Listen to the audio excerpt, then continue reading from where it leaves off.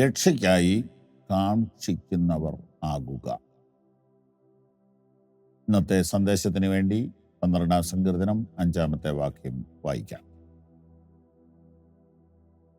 എളിയവരുടെ പീഠയും ദരിദ്രന്മാരുടെ ദീർഘശ്വാസവും നിമിത്തം ഇപ്പോൾ ഞാൻ എഴുന്നേൽക്കും. രക്ഷയ്ക്കായി കാക്ഷിക്കുന്നവനെ ഞാൻ അതിലാക്കും എന്ന് യഹോവ അരുളിച്ചെയ്യുന്നു. ദൈവത്തിൻ്റെ പരമാധികാരവും മനുഷ്യൻ്റെ ഇച്ഛാശക്തിയും പാരലലായി പോകുന്ന രണ്ട് പ്രധാന രേഖകളാകുന്നു. ഒരു റെയിൽ പാളത്തിൽ നിങ്ങൾ നിന്നിട്ട് നോക്കണം. കൃത്യമായ അകലത്തിൽ ഇന്ത്യയുടെ ഒരറ്റം മുതൽ മറ്റേ അറ്റം വരെ ആ പാളം നീണ്ടുപോകുന്നു. കന്യാകുമാരിയിൽ നിന്ന് വരുന്നു, ഡൽഹിയോളം പോകുന്നു. എല്ലായിടത്തും ആ പാളത്തിൻ്റെ അകലം തുല്യമാണ്. ഒരു റെയിൽവേ ഒക്കെ സ്ഥാപിക്കുക എന്ന് പറയുന്നത് ഒരു സ്ട്രോങ് ഗവൺമെന്റിനെ പറ്റത്തുള്ളൂ. ദരിദ്ര രാജ്യത്തിന് അത് കഴിയില്ല. ഇങ്ങനെയുള്ള ആ പാളത്തിൻ്റെ ഒരു ലൈനിലുള്ള പാളം കൊണ്ട് ട്രെയിൻ പോകാൻ പറ്റത്തില്ല. 2 നിർബന്ധം. ഇതുപോലെയാണ് ദൈവം പ്രപഞ്ചത്തിൽ കാര്യങ്ങൾ ചെയ്തിരിക്കുന്നത്. ദൈവത്തിൻ്റെ പരമാധികാരം കൊണ്ട് ദൈവത്തിന് എല്ലാം ചെയ്യാമെങ്കിലും ദൈവം ചെയ്യത്തില്ല. ഇപ്പുറത്തെ പാളം മനുഷ്യനാണ്.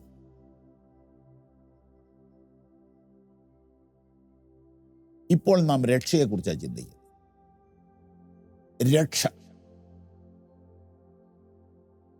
രക്ഷ എന്താണ്? ഒറ്റ വാക്കിൽ ഉത്തരം പറഞ്ഞാൽ ശിക്ഷയിൽ നിന്നുള്ള വിടുതൽ. അപ്പൊ ശിക്ഷ എന്താണ്? പാപത്തിന്റെ ശമ്പളം മരണം. ദൈവത്തിൽ നിന്ന് അകന്ന മനുഷ്യൻ, ദൈവകൽപ്പന ലംഘിച്ച മനുഷ്യൻ, അവന്റെ ശിക്ഷയാണ് മരണം, നിത്യമരണം. അതിൽ നിന്ന് അവനെ വിടുവിക്കാനുള്ള മാർഗമാണ് രക്ഷാമാർഗം. ആ രക്ഷാമാർഗമാണ് യേശുക്രിസ്തുവിൻ്റെ ക്രൂശിലെ യാഗമരണം. അതിനെ ഒരുവൻ വിശ്വസിച്ച് ഏറ്റെടുക്കുക മാത്രം ചെയ്യുമ്പോൾ അവൻ രക്ഷിക്കപ്പെടും. എന്നാൽ അതിൻ്റെ മെയിൻ ഇൻവെസ്റ്റർ ദൈവമാണ്. മുഴുവനും ദൈവം ചെയ്തു. സൃഷ്ടിച്ചത് ദൈവം, രക്ഷ ഒരുക്കിയത് ദൈവം, രക്ഷകനെ അയച്ചത് ദൈവം, പുത്രനെ കുരിശിൽ മരിക്കാൻ അനുവദിച്ചത് മഹാദൈവം, പിതാവായ ദൈവം, കാരുണ്യവാനായ ദൈവം, കരുണാസമ്പന്നനായ ദൈവം, മനസ്സലിവുള്ള ദൈവം, ദയയുള്ള ദൈവം, കരുണാസമ്പന്നനായ ദൈവം. അവൻ എന്ത് ചെയ്തു? ഇൻവെസ്റ്റ് ചെയ്തു. തൻ്റെ ഏകജാതനായ പുത്രനിൽ വിശ്വസിക്കുന്ന യവനും നശിച്ചു പോകാതെ നിത്യജീവൻ പ്രാപിക്കേണ്ടതിന് ദൈവം തൻ്റെ പുത്രനെ നമുക്ക് വേണ്ടി നൽകുവാൻ തൊക്കണം നമ്മെ അത്രയ്ക്ക് സ്നേഹിച്ചു. പുത്രൻ തമ്പുരാൻ പിതാവായ ദൈവത്തിന് പൂർണ്ണമായി വിധേയപ്പെട്ട് നമ്മുടെ പാപം തൻ്റെ ശിരസ്സിന്മേൽ വഹിച്ചുകൊണ്ട് നമുക്ക് പകരമായി കുരിശിൽ മരിച്ച് നമ്മെ നീതിമാന്മാരാക്കി. ഇതെല്ലാം ചെയ്തു. പക്ഷേ ഞാനത് വിശ്വസിക്കണം, ഞാനത് സ്വീകരിക്കണം. അക്സെപ്റ്റൻസ് ഒരു വലിയ ഘടകമാണ്. ഒരു ഡിന്നറിന് 1500 രൂപ റേറ്റ് താജ് മലബാർ ഹോട്ടലിൽ. അതൊരാൾ എനിക്ക് വേണ്ടി സ്പോൺസർ ചെയ്തു. എന്നിട്ട് എനിക്കൊരു പാസ് കയ്യിൽ തന്നു. നിങ്ങൾ ഫാമിലിയായിട്ട് പൊക്കോളൂ, നിങ്ങളുടെ എല്ലാ ഫാമിലി മെമ്പേഴ്സിനുള്ള പാസ് ഇതിനകത്തും. ഇത് സ്കാൻ ചെയ്ത് അങ്ങ് കയറിപ്പോയാൽ മതി.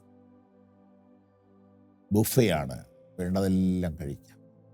എല്ലാം ശരിയാണ്. പക്ഷെ ഞാനൊക്കെ അവിടെ പോയില്ലെങ്കിലോ, ഡേറ്റ് കഴിഞ്ഞു പോയാലോ, കിട്ടത്തില്ലല്ലോ.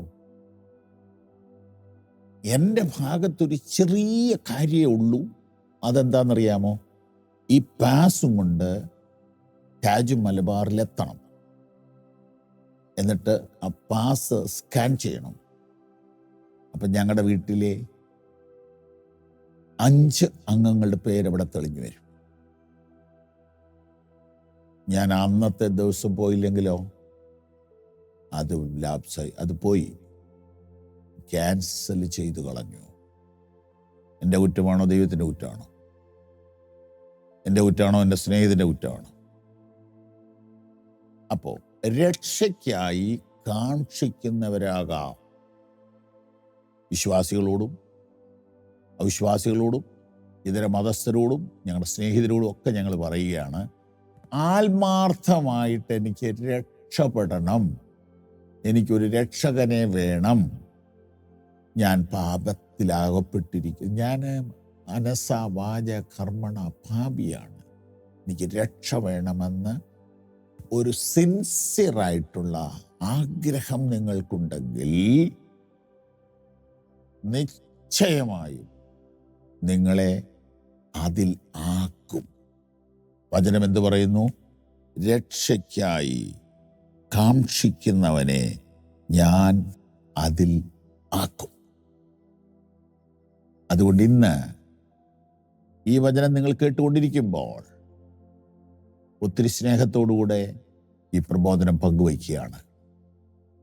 നിങ്ങളുടെ ആഗ്രഹത്തിൽ നിന്നും നിങ്ങളുടെ സമർപ്പണത്തിൽ നിന്നുമാണ് ആ രക്ഷ വർക്ക് ചെയ്യുന്നത്. ഒന്ന് കണ്ണടച്ചേ. പ്രിയ കർത്താവേ, ഈ രക്ഷ സ്വീകരിക്കുവാൻ ആഗ്രഹിച്ചിരിക്കുന്ന, താല്പര്യപ്പെട്ടിരിക്കുന്ന, ഒരുങ്ങിയിരിക്കുന്ന ഞങ്ങളുടെ എല്ലാ സ്നേഹിതർക്കും വേണ്ടി ഞങ്ങൾ പ്രാർത്ഥിക്കുന്നു. കർത്താവ് എല്ലാം ചെയ്തു, എന്നാൽ അതൊന്ന് സ്വീകരിക്കാനായിട്ടുള്ള ഒരു ഒരുക്കം ഞങ്ങളുടെ പ്രിയപ്പെട്ടവർക്ക് നൽകണമേ. അവിടുന്ന് അങ്ങനെ ചെയ്തതിനായി സ്തോത്രം. യേശു കർത്താവിൻ്റെ നാമത്തിൽ ആമേൻ. God bless you.